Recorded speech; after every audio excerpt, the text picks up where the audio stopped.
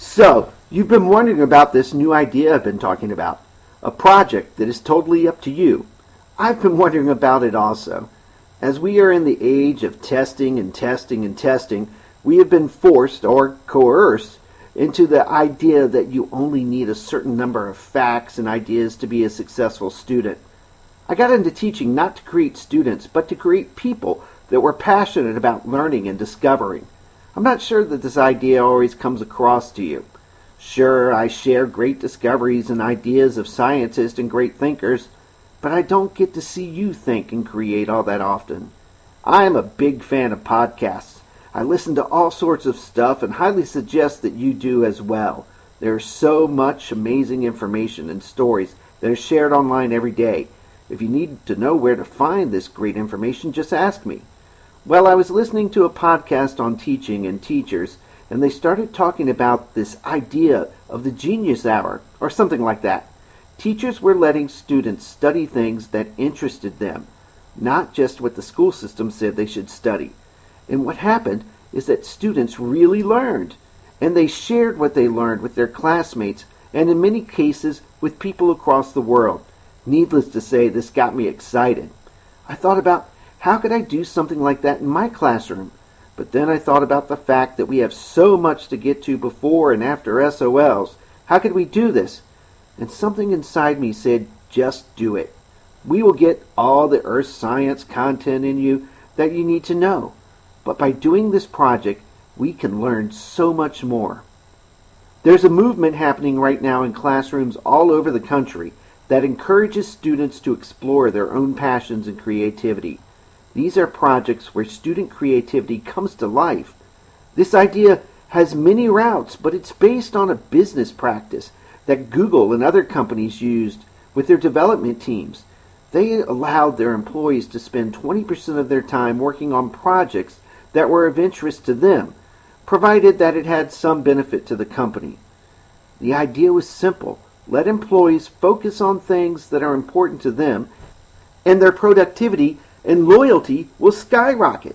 Some ideas that came out of that process include Google's Gmail and Google Chrome.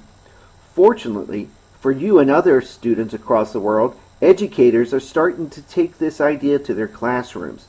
This is where teachers are allowing students to work on ideas that interest them during the learning time in school. Now, here are the rules we are going to play by as we attempt this exciting new concept. First, there must be a driving question. What do you want to learn about? For us, it must have something to do with science or a science-related field, such as technology, engineering, medicine, anything that would be considered a scientific study. If you're not sure, ask me. If the driving question is so simple that you can find the answer with an easy Google search, then we need to talk. The idea is for you to really research and share what you've researched.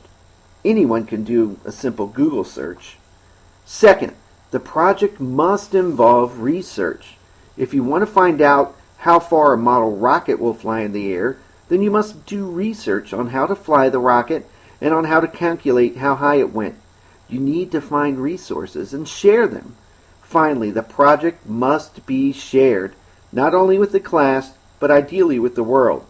Some ideas I've read about that students created in a project like this include students learning how to write computer code, a girl who learned about gray wolves by drawing them in many different settings and then sharing the information with students, a student who learned about different ways to communicate and taught the class several words in sign language. One student created a web page to emphasize the dangers of smoking. Another student studied the physics of skateboarding and made a video of themselves skateboarding and explaining the forces that were being applied. Projects can be presented in almost any way. Here are just a few. Remember, your job is to communicate what you have learned in this process. Maybe you can make a model, make a children's book, make a play, make a song, make a movie, interview a professional, do an experiment, make a poster, create a podcast, and so many more. You will keep track of your progress by blogging on Edmodo. Several times you will be asked to share what you're learning and comment on what others have shared and learned.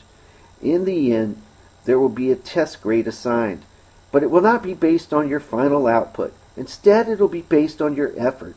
Once again, this is new. I have never done this with a class before. You will help me learn, and I hope I can help you find something to be excited to share. I will be doing a project as well, and I will share with you my project. Good luck and have fun. Let's learn together.